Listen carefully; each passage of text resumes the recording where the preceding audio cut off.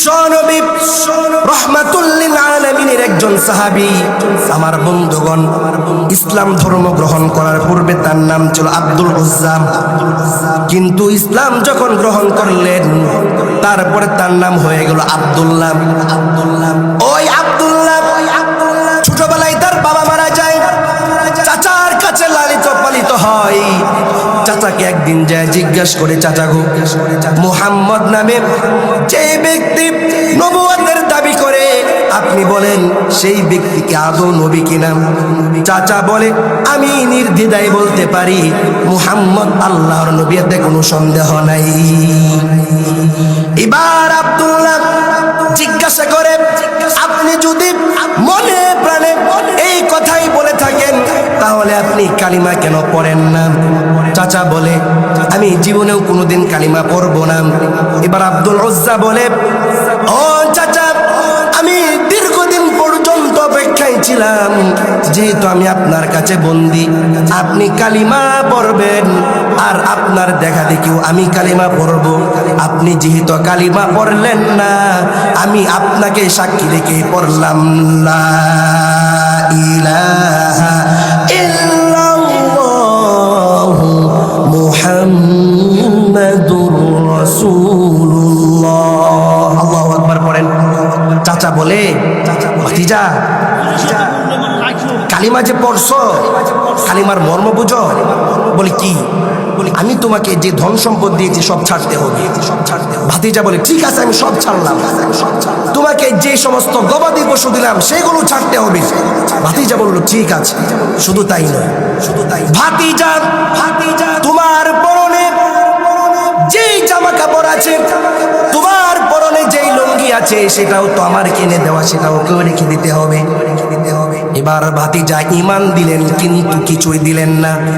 জামা কাপড় সব খুলে চাচাকে দিয়া এক দৌড়ে বাড়িতে চলে গেলেন। সুবহানাল্লাহ পড়েন, সুবহানাল্লাহ পড়েন। মা বৃদ্ধ, যুবক ব্যক্তি, উলঙ্গ ব্যক্তিকে দেখে দু হাত দিয়ে মুখ চেপে ধরলেন, বললেন, বাবা, তোমার এই কি অবস্থা? আব্দুল উজ্জা ডেকে বলে, আম্মা জান, ঈমান দেওয়ার কারণে, এই পৃথিবীকে লাথি মেরে ফেলে দেওয়ার কারণে আমি আমার পরনের জামাটুকু আনতে পারি নাই। আপনি আমাকে ছোট্ট একটা কম্বল দেন, এই কম্বলটা পরে আমি নবীজির দরবারে যেতে চাই। আমার বন্ধুগণ, ছোট্ট একটা কাপড় পরিয়া নবীজির দরবারে গেলেন।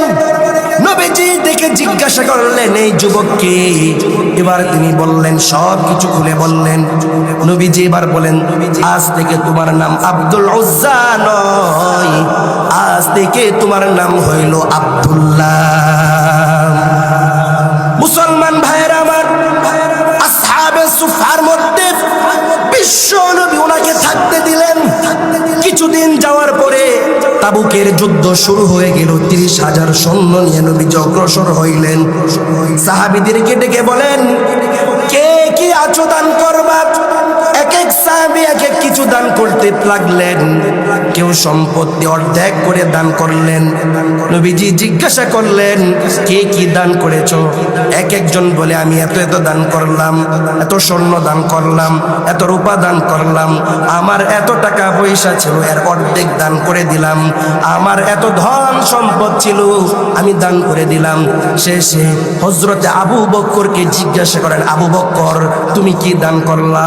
আবু বকর ডেকে বলে, নবীজি, আমার আর কোনো অর্থ সম্পদ নাই, আমার টাকা পয়সা কিছুই নাই, আমার ঘরে দেখ বাতিল গম চাউল যা ছিল সব কিছু বিশ্বের সর্বকালের সর্বশ্রেষ্ঠ নবী মুহাম্মাদুর রাসূলুল্লাহর কদমে দান করে দিলাম।